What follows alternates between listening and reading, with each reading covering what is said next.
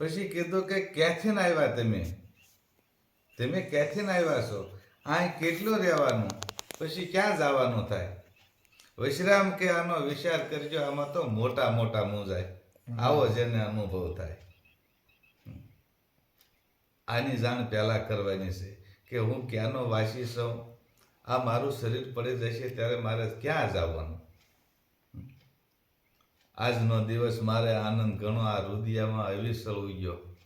જીવ શિવનો સંશય ટળી ગયો કે હું જીવય નથી, હું શિવય નથી. ઘણા બધા વાતો કરતા કે ભાઈ આપણે જીવ છીએ, આ જીવમાંથી પછી શિવ થવાય, આવી બધી ભ્રાંતિની વાતો છે. એટલે એને કીધું જીવ શિવનો સંશય ટળી ગયો, એ ભ્રાંતિ મટી ગઈ કે હું તો જીવય નથી, હું શિવય નથી. આપણને ખબર પારખ થઈ જાય કે હું આ ફલાણી વસ્તુ છું. આપણે પ્રત્યક્ષ એને જોઈ લીધું. આપણે આને એમ શું કહી કે આ જોયેલું છે એટલે આપણે એમ કહીએ ભાઈ આ લાઇટર જ કહેવાય. આને કોઈ એમ કે બાકસ છે તો આપણે આ પાડી, કારણ કે આની પ્રતીતિ આપણને થઈ ગઈ છે. એટલે આખા ભક્તે કીધું જીવ શિવનો સંશય ટળતા માર્ગ મુક્તિનો સૂઝ્યો, મોક્ષનો નહીં, મુક્તિનો. પછી કીધું કે તેજ રે પવન અને પૃથ્વી, આ અનલ અને આંબુ. આ 5 તત્વની વાત કરી છે. આકાશ, વાયુ, તેજ, જળ ને પૃથ્વી. તેજ રે પવન ને પૃથ્વી, અનલ ને આંબુ, આ 5 ને શૂન્યમાં સમાવતા પછી શેષ વધે એ સ્વયંભૂ, એ પોતે જ વધે. પછી એટલે એને કીધું કે વિના રે પૃથ્વીએ પાવ પલટિયા, વિના વાટે દીવો. આ પૃથ્વી નથી તેદુની વાતો કરી છે કે વિના રે પૃથ્વીએ પાવ પલટિયા, વિના વાટે દીવો. જે ઘરે મુવા પછી જાઓ એ ઘર તમે જીવતા જુઓ. પછી એને કીધું કે બળું રે સુખ સત્સંગનું, મોટામાં મોટું સુખ સત્સંગનું છે. બળું રે સુખ સત્સંગનું, આની કોઈક વિરલા જાણે વાતું. મળ્યું જેને આદુ તણું ખાતું. જે જૂના ખાતામાં આપણે હમણાં વાત કરી, એ જૂના ખાતામાંથી વિખૂટો પડી ગયેલો ખાતે મળી જાય એટલે અહીંયા સંતોષ થઈ જાય. એટલે એને કીધું બળું રે સુખ સત્સંગનું, આની કોઈક વિરલા જાણે વાતું. મળ્યું જેને આદુ તણું ખાતું, આદુ એટલે જૂનું, આ ખટપટ બધી ખોતા. પછી એને કીધું કે સપનું હતું ને સમી ગયું, જોયું જેને જાગીર. આ અભય પદ અખો ભણે, આમાં મરજીવા હોય ને એ મોજુમાં અભય. કાળના બાપનો ભય નથી ને, અભય. એટલે આ વાતો બધી એવી છે. તમે ઓલું ભજન ગાવશો, હું ગાતો પેલા કે સંત વિરલે જાણ્યું, કોઈ હરિજન વિરલે વખાણ્યું. આ વાતો છે બહુ ઝીણ્યું. જો એમાં એક જ કડે સમજવાની છે કે મોટા કુવાડા કાંઈ ન કાપે, લોઢાને કાપે સીણિયું. દમ મોટો કર્યો હોય પણ ના કાંઈ હોય નહીં, કાંઈ ન હોય. આ વાણી બધી આવી છે.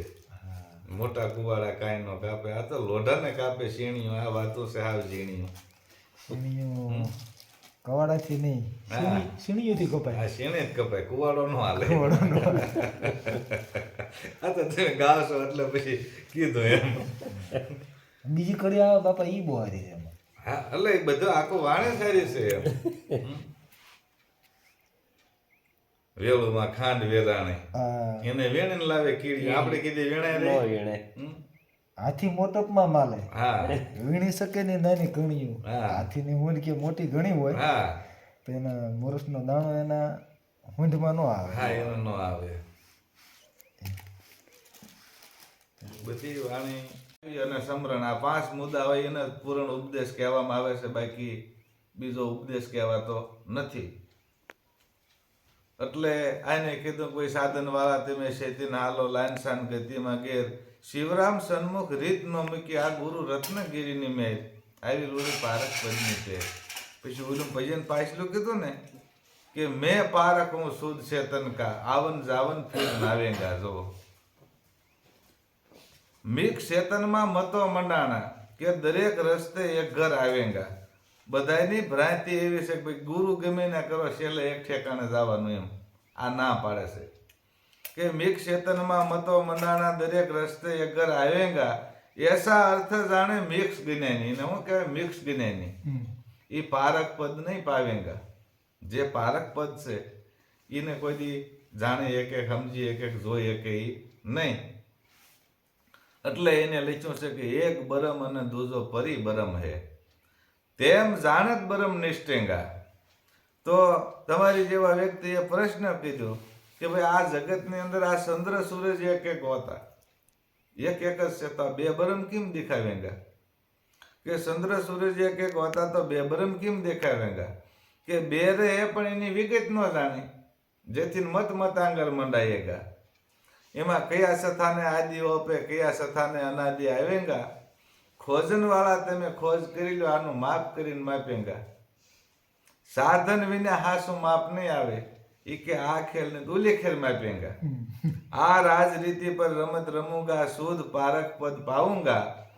ગુરુ રત્નગીરીનો શિષ્ય શિવરામ રસ્તો દૂજો મેં નહીં દિખાવુંગા. આવું છે. અમર પદ, તમે અમર છો, તમે જન્મતા નથી, મરતા નથી. આને તમારે જાણવું હોય તો પહેલા આપણામાં હુંકાર પીડ્યો છે એને ત્યાગી દેવો પડે, અભિમાનનો. એટલે એને કીધું ભાઈ અમર પદની આશા કરો ને તો છોડી દો તમે અભિમાના. કે કિતના લંબા કિતના છોટા, કિતના બ્રહ્મ કા અનુમાના. સોય સાહેબ કા, જો આવ્યું ને સોય સાહેબ કા ભેદ બતાવો, ઓપ છોડો તમે કૂડા જ્ઞાના. ખોટું જ્ઞાન છે ત્યાગી દો. એટલે એને એમ કીધું કે પૃથ્વીથી પોલો આબથી ઊંચો, પૃથ્વીથી પોલો આબથી ઊંચો. આ આદમ હે અપરંપારા, વધે ઘટે નહીં, રે બરાબર કાયમ રેવે કીર્તારા. જો આ એને માપ્યો, એને પારખ્યો. અને એમે આ તમને એમ કહી ને કે તમારે એમ કેવું પડે કે ભાઈ બટુકભાઈ હું નથી, આવડો આ બટુકભાઈ હું છું. આ એના ને એમ.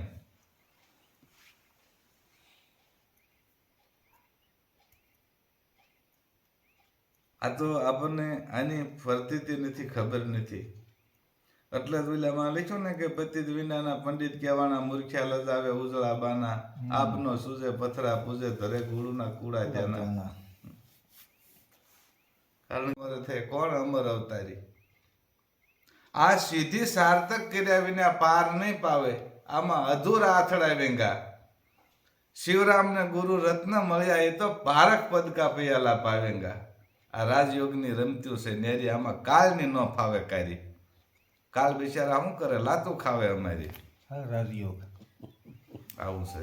શુદ્ધ ચેતન રાજયોગ. રહો બાપુ આ પરભાતી છે. આ વખતેની તો